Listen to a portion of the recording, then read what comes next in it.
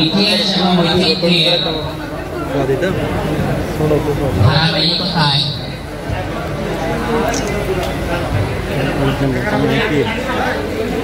আন্দারমানিক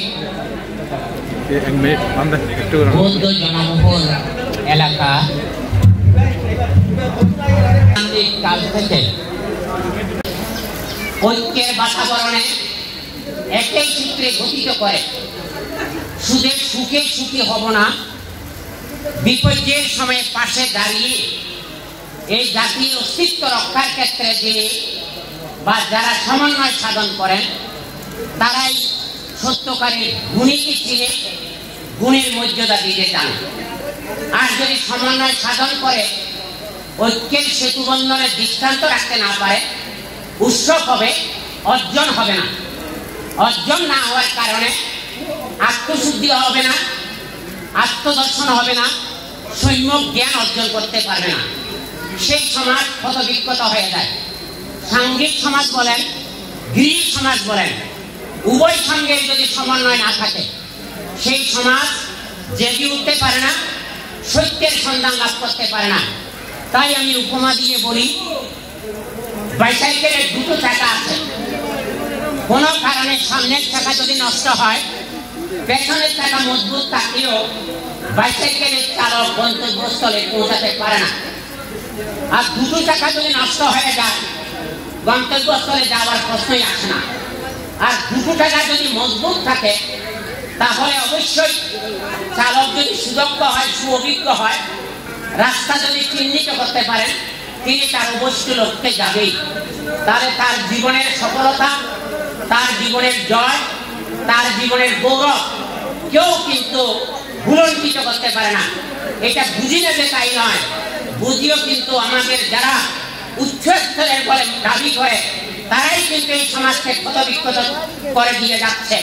পদমর্যাদা বড় করা নয়, এই জাতির সমাজ সংস্কৃতিকে রক্ষার ক্ষেত্রে যিনি নিবেদিত প্রাণ, তিনি মর্যাদা না পেলেও তিনি শ্রেষ্ঠ মর্যাদা অধিকারী বলে মনে করতে হবে। তাই প্রথম শাখা হতে কে বা তারা বুদ্ধ প্রমুখ মহান ভিক্ষু সংঘ। আপনারা জানেন দ্বিতীয় সঙ্গীতে কেন হয়েছে, কি কারণে হয়েছে?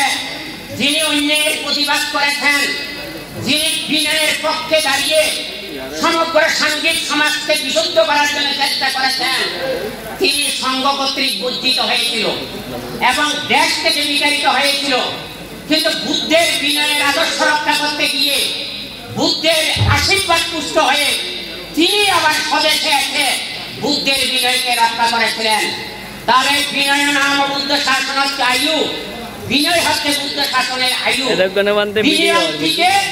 বুদ্ধ শাসন বিনয়কে যদি রক্ষা করেন বুদ্ধ শাসনের কোনোদিন পতন হতে পারে না। কিন্তু সাধু হয়ে অসাধুর কাজ যদি করি তাহলে বিনয় রক্ষা পায় না। নিজের ব্যক্তিগত স্বার্থ সিদ্ধির জন্য বুদ্ধ শাসনকে যদি জলাঞ্জলি দিই তাহলে সেই সাধু সংগঠন কতটুকু শাসন বিরোধী, সমাজ বিরোধী এবং সব ধর্মের জাগরণে ভূমিকা পালন করছেন, নিজেকে আত্মজিজ্ঞাসা করার সময় এখন উপস্থিত। সময় থাকতে যদি সুদৃঢ় নিতে না পারি তাহলে আপনাকে কেউ রক্ষা করতে পারবে না, আমাকেও কেউ রক্ষা করতে পারবে না। প্রিয়দর্শী মহাদেব মহোদয় ব্রহ্মচর্য জীবনকে কিভাবে ব্রহ্মচর্য উচিত আদর্শ গ্রহণ করেছেন আপনাদের কারো অজানা নেই।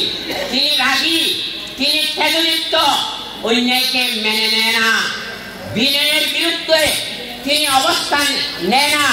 বিজয়কে রক্ষা করার জন্য প্রিয়দর্শীর নাম সার্থক হয়েছে।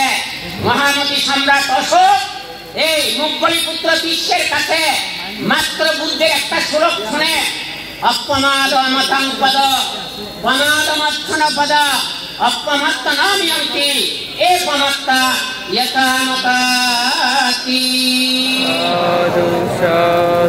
সম্রাট অশোক তাকে স্বাগত জানালেও সরাসরি সম্রাট অশোকের আসনে বসতে গিয়ে কি পরিণতির শিকার হয়েছিল তখন ওই গুরুদেব মুগলিপুত্র শ্রেষ্ঠ করে বলেছিলেন, মহারাজ প্রমত্ত হবেন না।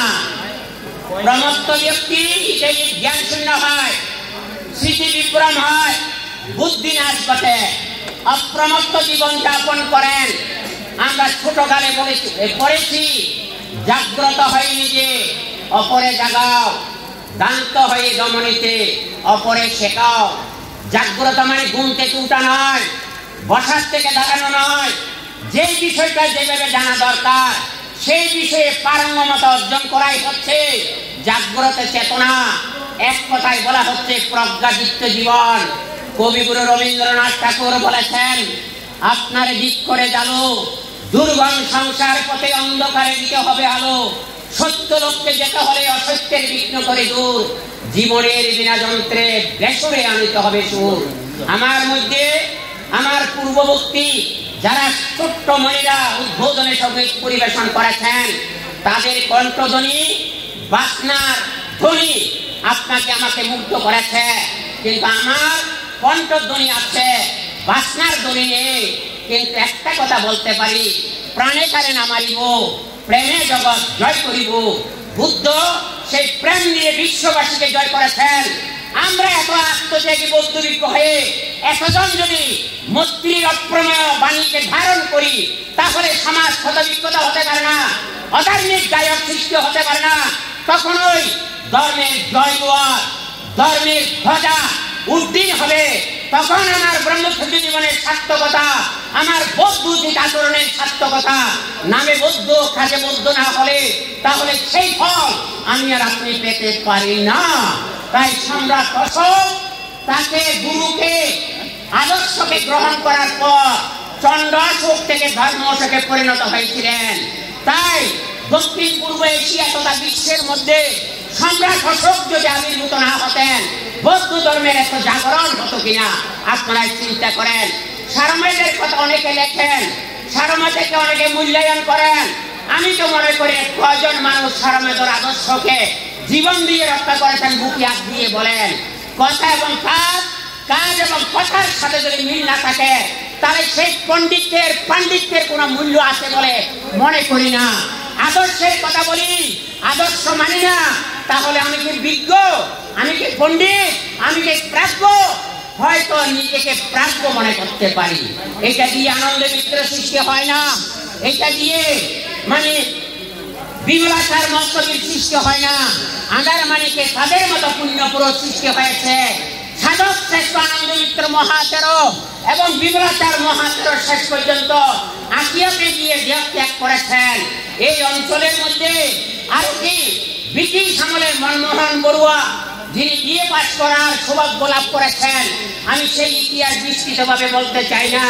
সুরেন বাবুর কথা আপনারা জানেন, ডাক্তার রাজকমল বড়ুয়ার কথা জানেন, যিনি বার্মাতেই ছিলেন, এবং অশ্বিনী কুমার বড়ুয়া ডাক্তার, প্রভাস চন্দ্র বড়ুয়া, সুভাষ বড়ুয়া, দুলাল বড়ুয়া সহ এই স্কুল প্রতিষ্ঠা করা হয়েছে। রামমোহন উচ্চ বিদ্যালয়, প্রফুল্ল বাবু পিতার নামে স্কুলটা করেছেন। আপনারা সুর সিং বিহারের কথা জানেন, এই বিহারের ইতিহাসের কথা জানেন, এবং কদলপুর যদি আজকে হেমন্তবাবু দানবী ভিক্ষু ট্রেনিং সেন্টার যদি প্রতিষ্ঠা করে না দিতেন, এই ভিক্ষু সংঘের জাগরণ, ভিক্ষু সংঘের নতুন চেতনার উদ্বোধন হতে পারত না। আর কীর্তিমান অনেক সন্তান এই গ্রামের মধ্যে জন্মগ্রহণ করেছেন। এই অতীত তুমি ভুবনে ভুবনে কাজ করে যাও গোপনে গোপনে। যারা করেছেন নাম যশ কীর্তির জন্য চায় না, প্রজন্ম তৈরির জন্য পথকে উন্মুক্ত করে দিয়ে যান। তাই আমি মনে করি ডক্টর শহীদুল্লাহ বলেছেন কি, যে দেশে, যেই গ্রামে, যেই সমাজে গুণীজনের কদর নেই, সেই গ্রামে সমাজে জাতিকে গুণের কদর হয় বলে মনে করতে পারি না। তাই অতীতে যেভাবে আন্তরিকতা ছিল, আত্মবিশ্বাস ছিল, শ্রদ্ধাবোধ ছিল, সমন্বয় ছিল, মান্যতা ছিল, এখন আধুনিক শিক্ষায় সুশিক্ষিত হইতে গিয়ে একে অপরের সাথে সমন্বয় নেই, বোঝাপড়া নেই, গুণগত মানের মূল্যায়ন নেই। পদমর্যাদা পেলে গুণীকে ডাস্টবিনে ফেলে যাওয়ার চেষ্টা করে, তাহলে তিনি কে, তিনি কারা? সমাজের জন্য অভিশপ্ত। তাই আলোকিত জীবন ছাড়া আলোকিত পরিবার হয় না, আলোকিত জীবন ছাড়া আলোকিত সমাজ হয় না, আলোকিত জীবন ছাড়া আলোকিত জাতি গঠন করতে পারে না, গুণীকে চিহ্নিত করতে পারে না। প্রিয়দর্শী মহাস্তবীরকে এতদিন পরে বুঝতে পেরেছে সংঘ সমাজ আসলে সত্যকারের বিনয়ী ভিক্ষু কাকে বলা হয়, আদর্শ ব্রহ্মচারী কাকে বলা হয়। ভারতের সাবেক প্রধানমন্ত্রী ইন্দিরা গান্ধীকে বলা হয় তো প্রিয়দর্শিনী, তাহলে তিনি চেহারার মধ্যে প্রিয় কিনা বলেন, ব্রহ্মচর্যের মধ্যে প্রিয় ভাব আছে কিনা বলেন, এবং আচার আচরণের মধ্যে প্রিয় চেতনা ভাব আছে কিনা বলেন। পরশমণি সহস্পর্শে লৌহ যেমন স্বর্ণে পরিণত হয়, এই প্রিয়দর্শী মহাস্তবীর গুণী জ্ঞানী সাধক বিষ্ণুদের সান্নিধ্যে গিয়ে তার প্রিয় দর্শনটাকে প্রিয়জনের কাছে উপস্থাপন করে আজকে সে দৈন্য নরলোকে লোকে জানে নাই বলে মনের মন্দিরে নিত্য সেবে সর্বজন। তাই আমি মনে করি সময় সাপেক্ষ আমি এই ইতিহাস এবং ঐতিহ্যকে লিপিবদ্ধ করেছি। কিছু কিছু দুর্বলতার কারণে আপনাদের কাছে উপস্থাপন করতে পারিনি বলে দুঃখিত। এই গ্রামের ছেলেমেয়েরা এবং আরো অসংখ্য ভিক্ষু, যেমন তরুণ ভিক্ষুদের মধ্যে আমার প্রিয় ভাজন যিনি বুদ্ধগয়াতে প্রয়াত হয়েছেন বিবেকানন্দ মহাতেরো, বর্তমানে এখানে আছেন বিপুল সেন মহাতেরো, ধর্মবংশ মহাতেরো, এবং আজকের সভার যিনি সভাপতি বুদ্ধরক্ষী মহাস্তবীর, যদিও বল্লার দিকের পাহাড় পাড়ে বিহারে থাকেন, তিনিও এই অঞ্চলের একজন কীর্তিমান ভিক্ষু। এবং আরো বলতে পারি আমার অত্যন্ত একাঙ্ক্ষী সংগনায়ক জ্ঞানালোক মহাতেরো, সুধর্মানন্দ মহাতেরো প্রমুখ অনেক কীর্তিমান আত্মত্যাগী পুরুষ চরিত্রের ভিক্ষু সঙ্গের জনপদ। এই মাটি আধার মানিকের মাটি অত্যন্ত উর্বর, অত্যন্ত খাঁটি, অত্যন্ত ধর্ম চেতনার সমৃদ্ধ বলে মনে করতে পারি। তাই আমি আধার মানিকবাসীকে ধন্যবাদ দিতে চাই না, আমি আশীর্বাদ করতে চাই। আপনারা এতদিন পরে একজন বুদ্ধের আদর্শের উত্তরসূরি হিসাবে, আদর্শের প্রতিকৃতি হিসাবে একজন পূর্ণ পুরুষকে মূল্যায়ন করতে গিয়ে আরো কয়েকজন যারা সংঘরাত হয়েছেন, উপসংঘরাত হয়েছেন, তাদেরকেও আজকে গুণী গুণান ব্যক্তি, গুণীজনকে গুণীর স্থানে এসে গুণীর গুণ কীর্তন করা ভালো ব্যক্তির পূজা নয়, মূর্খ ব্যক্তির পূজা নয়, বুদ্ধের পরিভাষায় পূজাটা পূজনীয় নয়। এ তার মঙ্গলা মুত্তমান পূজনীয় কে? গুরু কে? শুধু পূজা গ্রহণ করলে আশীর্বাদ দিলে গুরু হয় না, তিনি গুরু। সমাজ যদি বিপদে যায়, এই বিপদগ্রস্ত সমাজকে সত্যের পথে, ধর্মের পথে, ন্যায়ের পথে, বুদ্ধের বাণীর পথে তিনি নিয়ে আসেন, প্রয়োজনে খড়গস্ত হয়ে অনুশাসন করেন। তিনি শুধু গুরু নয়, তিনি পরম গুরু। তাই আনন্দ মিত্র মহাস্তবীর কি ছিলেন বা ছিলেন না আপনাদের অজানা নয়। তিনি বলেছিলেন যিনি দায়ভার গ্রহণ করেন তিনি হচ্ছেন দায়ক, কিন্তু দায়ক দায়ভার নিতে গিয়ে একজন বিধবা মহিলা যদি একবেলা সোয়াইন দেন ভিক্ষু সংঘকে, আরেকজন ধনাঢ্য ব্যক্তি একইভাবে সোয়াইন দেন, তাহলে বিধবার সাথে ওই ধনাঢ্য ব্যক্তির সমপর্যায় হয়ে গেল। বুদ্ধ বলেছেন কি এগুলো বিগুরো চিগুরো বুদ্ধরত্ন ধর্মরত্ন সংঘরত্ন বুকিয়াত দিয়ে বলেন কোন সংঘকে আমরা দেখছি, আমরা সাংঘিক অবকাঠামোকে কিভাবে বরণ করে নিচ্ছি, সাংঘিক অবকাঠামোর মাধ্যমে বুদ্ধ শাসনের স্বীকৃতিতে সমাজকে জাগিয়ে তোলার ক্ষেত্রে কে কতটুকু অবদান রাখছি সেটাই বড় কথা। তাই আমি আমার কথা না বাড়িয়ে, বিরক্ত ভিক্ষু সংঘ আছেন, সাংগঠনিক ব্যক্তিত্বগণ আছেন, সংগঠন করায় এক, সাংগঠনিক কার্যক্রম অন্য। সাংগঠনিক চিন্তা ভাবনা দিয়ে সমাজকে সুনিয়ন্ত্রিত করা এবং সদ্যকে জাগরিত করা এবং ঐক্যবদ্ধের মধ্যে দিয়ে সমাজকে কিছু দৃষ্টান্ত রাখা। হেমন্ত বাবু গৃহ হয়েও ভিক্ষু প্রশিক্ষণ কেন্দ্র প্রতিষ্ঠা করে দিয়েছেন। প্রফুল্ল বাবু বুদ্ধিস্ট ফাউন্ডেশন থেকে শুরু করে আজকে যে তার বাবার স্মৃতিকে অমর করে রাখার জন্য স্কুল করে দিয়েছেন। এই তো সমাজকে জাগিয়ে তোলা, সমাজকে দীপ্তিমান করা। চলুন না আমরা উত্তরসূরি হিসেবে ভূমিকা পালন করে উৎসবের মধ্যে দিয়ে নয়, অর্জনের মধ্যে, জন্ম হোক যত্রতত্র, কর্ম হোক ভালো, জন্মের মাধ্যমে আনন্দিত হয়, গৌরবান্বিত হয়, ইতিহাস হয় না, কর্মের মধ্যে দিয়ে ইতিহাস সৃষ্টি করতে হয়। সেই ইতিহাস হবে গর্বিত, নন্দিত, জাতীয় ইতিহাসে একটা অনন্য অধ্যায়। তাই আমি আমার কথা না বাড়িয়ে যারা উপাসক উপাসিকা আছেন, গায়ক গায়িকা আছেন, ছেলে মেয়েদেরকে একটু রক্ষা করেন, একটু নৈতিক শিক্ষায় সুশিক্ষিত করেন, সমাজকে সমন্বয় সাধনের মধ্যে দিয়ে ঐক্যবদ্ধ হওয়ার চেষ্টা করেন।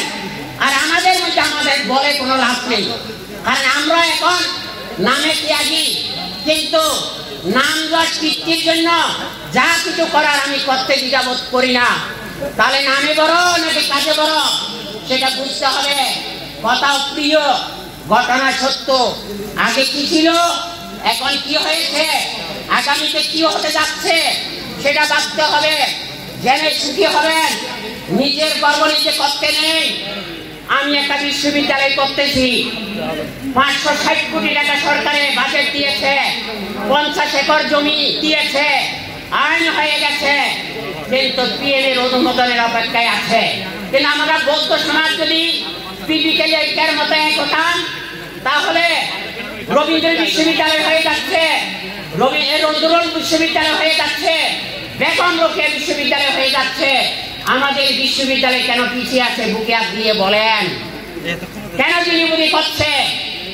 জেনে সুখী হবেন, চট্টগ্রাম বিশ্ববিদ্যালয়ের মতো বিশ্ববিদ্যালয়ে আমি 2টো ছাত্রাবাস, একটা মহিলা একটা পুরুষের জন্য করে দিয়েছি।